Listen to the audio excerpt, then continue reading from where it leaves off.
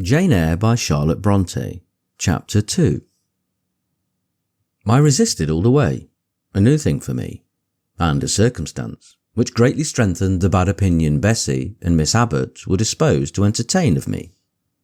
The fact is, I was a trifle beside myself, or rather out of myself, as the French would say. I was conscious that a moment's mutiny had already rendered me liable to strange penalties, and, like any other rebel slave, I felt resolved, in my desperation, to go all lengths. "Hold her arms, Miss Abbott. She's like a mad cat."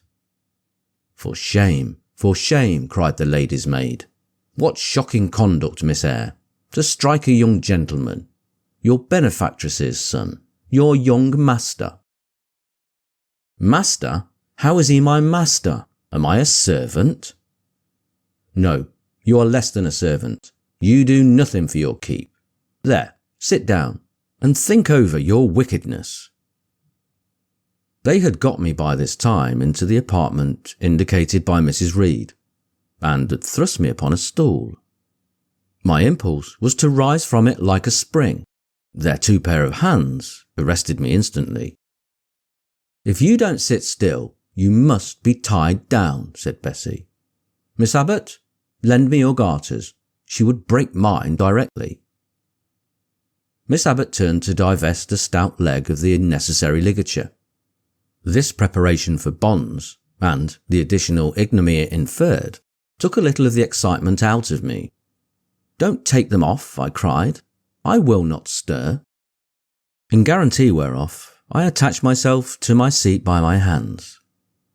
"Mind you don't," said Bessie, and when she had ascertained that I was really subsiding, she loosened her hold of me, and then she and Miss Abbott stood with folded arms, looking darkly and doubtfully on my face, as incredulous of my sanity. "She never did so before," at last said Bessie, turning to the Abigail. "But it was always in her," was the reply. "I've told Mrs. often my opinion about the child, and Mrs. agreed with me. She's an underhand little thing. I never saw a girl of her age with so much cover." Bessie answered not, but ere long, addressing me, she said, "You ought to be aware, miss, that you are under obligations to Mrs. Reed. She keeps you. If she were to turn you off, you would have to go to the poorhouse." I had nothing to say to these words. They were not new to me. My very first recollections of existence included hints of the same kind. This reproach of my dependence had become a vague sing-song in my ear, very painful and crushing, but only half intelligible. Miss Abbott joined in. "And you ought not think yourself on an equality with the Mrs. Reed and Master Reed, because Mrs. kindly allows you to be brought up with them. They will have a great deal of money, and you will have none. It is your place to be humble, and to try to make yourself agreeable to them." "What we tell you is for your good," added Bessie, in no harsh voice. "You should try to be useful and pleasant. Then, perhaps, you would have a home here. But if you become passionate and rude, Mrs. will send you away, I am sure."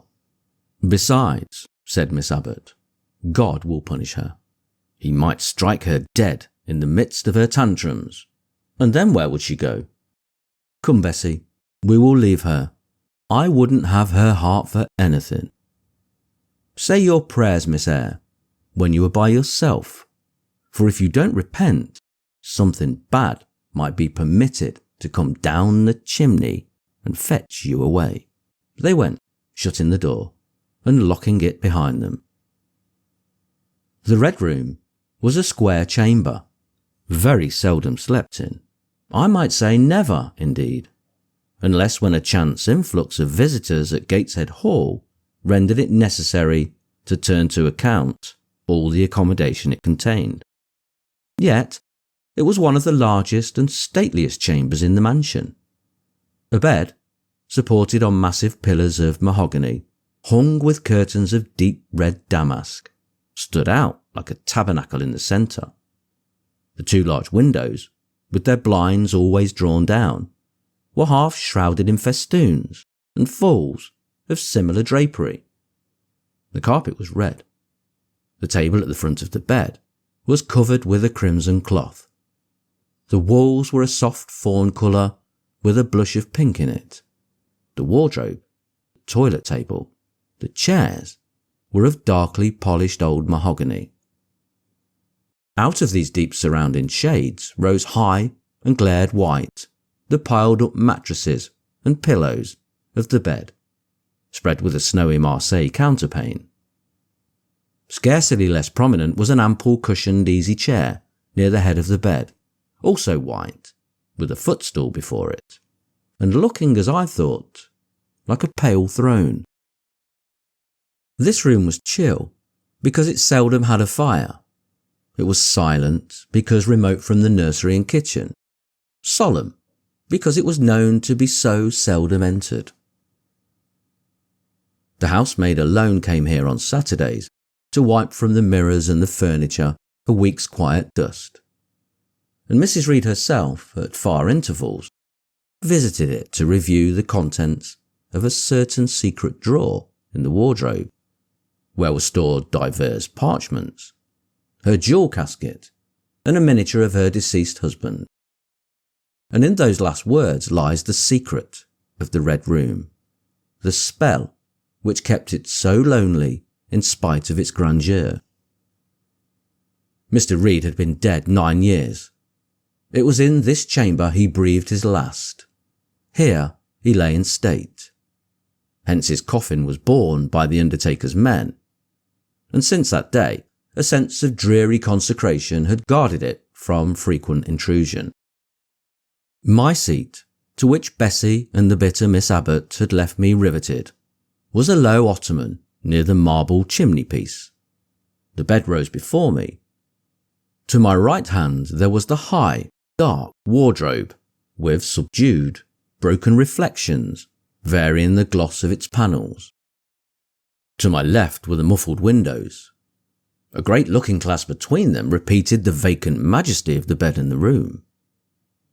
I was not quite sure whether they had locked the door, and when I dared move, I got up and went to see. Alas, yes, no jail was ever more secure. Returning, I had to cross before the looking-glass. My fascinated glance involuntarily explored the depth it revealed. All looked colder and darker in that visionary hollow than in reality, and the strange little figure there gazing at me, with a white face and arms specking the gloom, and glittering eyes of fear moving where all else was still, had the effect of a real spirit. I thought it like one of the tiny phantoms, half fairy, half imp, Bessie's evening stories, represented as coming out of lone, ferny dells in moors, and appearing before the eyes of belated travellers. I returned to my stool.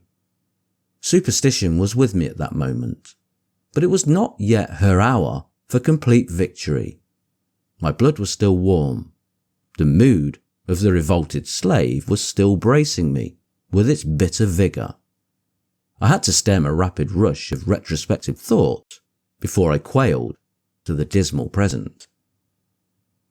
All John Reed's violent tyrannies, all his sister's proud indifference, all his mother's aversion, all the servant's partiality, turned up in my disturbed mind like a dark deposit in a turbid well. Why was I always suffering, always browbeaten, always accused, forever condemned? Why could I never please? Why was it useless to try to win anyone's favour? Eliza, who was headstrong and selfish, was respected. Georgiana, who had a spoiled temper, a very acrid spite, a captious and insolent carriage, was universally indulged.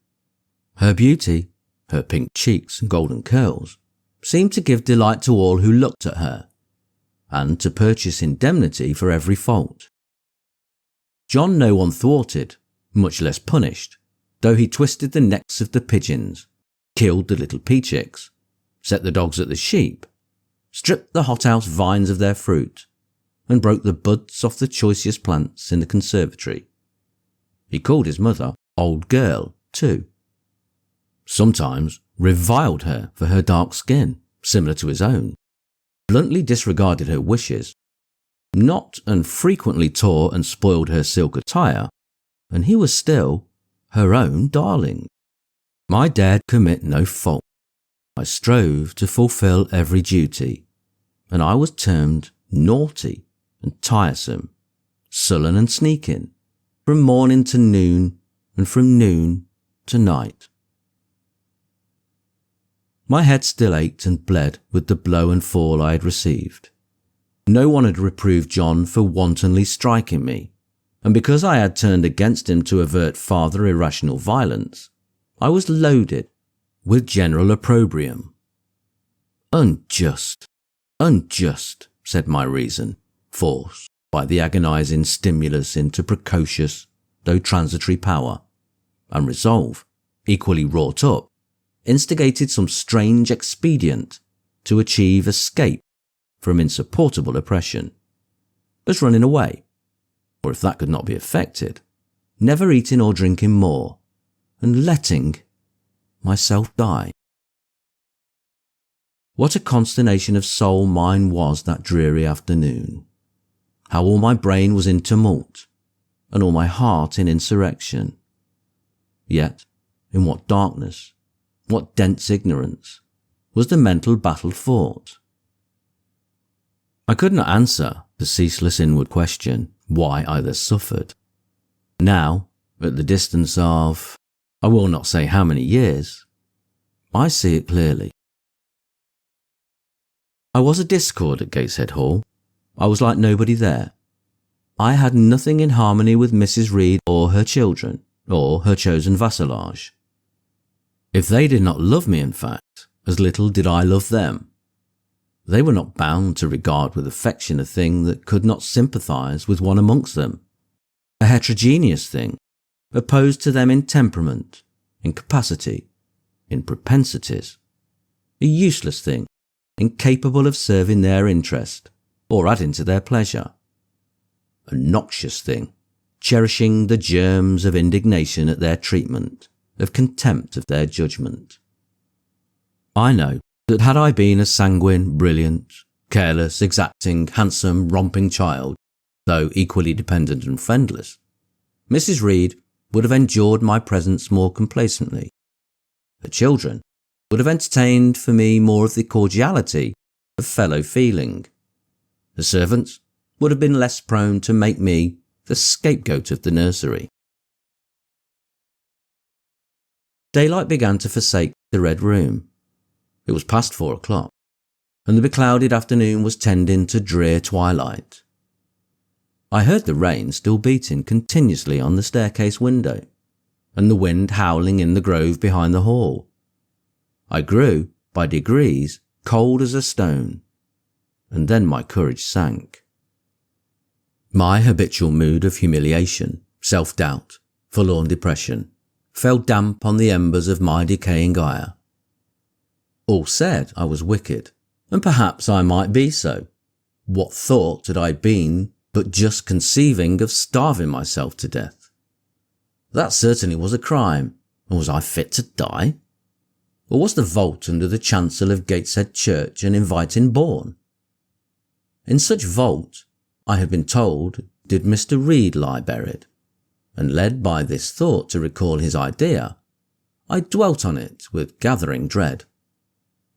I could not remember him, but I knew that he was my own uncle, my mother's brother, that he had taken me when a parentless infant to his house, and that, in his last moments, he had required a promise of Mrs. Reed that she would rear and maintain me as one of her own children. Mrs. Reed probably considered she had kept this promise, and so she had, I dare say, as well as her nature would permit her.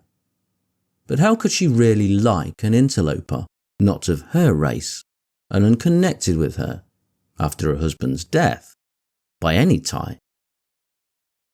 It must have been most irksome to find herself bound by a hard-wrung pledge, to stand in the stead of a parent to a strange child she could not love, and to see an uncongenial alien permanently intruded on her own family group. A singular notion dawned upon me. I doubted not, never doubted, that if Mr. Reed had been alive, he would have treated me kindly. And now, as I sat looking at the white bed and overshadowed walls, occasionally also turning a fascinated eye towards the dimly gleaming mirror, I began to recall what I had heard of dead men, troubled in their graves by the violation of their last wishes, revisiting the earth to punish the perjured and avenge the oppressed. And I thought Mr. Reed's spirit, harassed by the wrongs of his sister's child, might quit its abode, whether in the church vault or in the unknown world of the departed, and rise before me in this chamber. I wiped my tears and hushed my sobs, fearful lest any sign of violent grief might waken preternatural voice to comfort me, or elicit from the gloom some hallowed face bending over me with strange pity. This idea, consolatory in theory, I felt would be terrible if realised. With all my might, I endeavoured to stifle it. I endeavoured to be firm. Shaking my hair from my eyes, I lifted my head and tried to look boldly round the dark room. At this moment, a light gleamed on the wall. Was it, I asked myself, a ray from the moon penetrating some aperture in the blind? No, moonlight was still, and this stirred. While I gazed, it glided up to the ceiling and quivered over my head. I can now conjecture readily that this streak of light was, in all likelihood, a gleam from a lantern carried by someone across the lawn. But then, prepared as my mind was for horror, shaken as my nerves were by agitation, I thought the swift darting beam was a herald of some coming vision from another world. My heart beat thick, my head grew hot, a sound filled my ears, which I deemed the rushing of wings. Something seemed near me. I was oppressed, suffocated. Endurance broke down. I rushed to the door and shut the door in desperate effort. Steps came running along the outer passage. The key turned. Bessie and Abbott entered. "Miss Eyre, are you ill?" said Bessie. "What a dreadful noise! It went quite through me," exclaimed Abbott. "Take me out, let me go into the nursery," was my cry. "What for? Are you hurt? Have you seen something?" again demanded Bessie. "Oh, I saw a light and I thought a ghost would come." I had now got hold of Bessie's hand, and she did not snatch it from me. "She has screamed out on purpose," declared Abbott in some disgust. And what a scream! If she had been in great pain, one would have excused it. But she only wanted to bring us all here. I know her naughty tricks. "What is all this?" demanded another voice peremptorily, and Mrs. Reed came along the corridor, her cap flying wide, her gown rustling stormily. "Abbott and Bessie, I believe I gave orders that Jane Eyre should be left in the Red Room till I came to her myself." "Miss Jane screamed so loud, ma'am," pleaded Bessie. "Let her go," was the only answer. "Loose Bessie's hand, child. You cannot succeed in getting out by these means, be assured. I abhor artifice, particularly in children. It is my duty to show you that tricks will not answer. You will now stay here an hour longer, and it is only on condition of perfect submission, stillness, that I shall liberate you then." "Oh, aunt, have pity. Forgive me. I cannot endure it. Let me be punished some other way. I shall be killed if—" "Silence. This violence is almost repulsive." And so, no doubt, she felt it. I was a precocious actress in her eyes. She sincerely looked on me as a compound of virulent passions, mean spirit, and dangerous duplicity. Bessie and Abbot having retreated, Mrs. Reed, impatient of my now frantic anguish and wild sobs, abruptly thrust me back and locked me in without farther parley. I heard her sweeping away, and soon after she was gone, I suppose I had a species of fit, and consciousness closed the scene.